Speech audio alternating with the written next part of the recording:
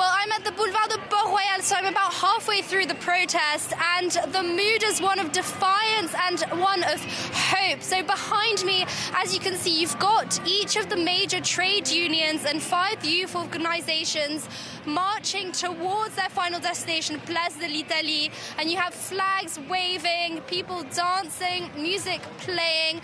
Everyone is on the same page. There is a sense of hope, there's a sense of determination.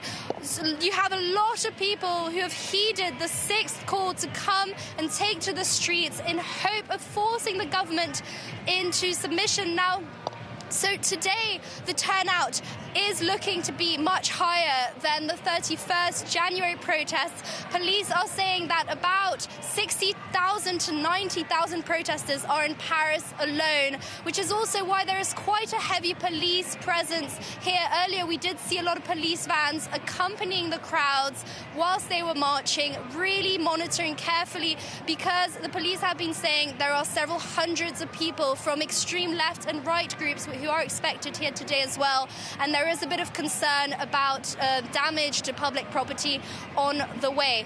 But again, everyone seems very united. The trade unions have given a lot of promises. They've promised to bring France to a halt, to bring the economy to its knees. And you can see that here, out of all the people who are marching down the streets, you have a mix. You have a real mix. You've got the elderly, youth, families, and they're not just the energy sectors, and they're not just people from, the oil refineries. These are people also coming from the education sector, from the pharmaceutical sector, from the metal industry, and also from the aeronautics sector. So you have a real mix.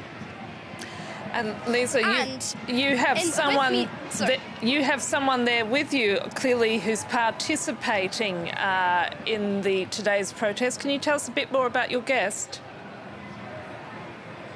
Absolutely. So I am here today with Juliette, who's a PhD student in social sciences. Now, Juliette, can you tell me, is this the first strike and protest that you're participating in, and how does it affect you personally? No, so actually this is the 3rd protest that I attend, and I think that I will attend the ones coming. It affects me personally because it affects my future work and my future life, because we're all studying, so we're going to be retiring at a very old age, and I don't think that we're going to be capable of doing this, and it's also a very unequal bill in terms of gender inequalities, so it affects me as a female and as someone who identifies as a woman. So that's why I'm also striking today. And what do you think about the fact that the unions have announced that today is a grève reconductible, which means that it is up to you, the protester, to decide whether you want to continue protesting, continue striking? What do you think of that? I think it would be a good thing.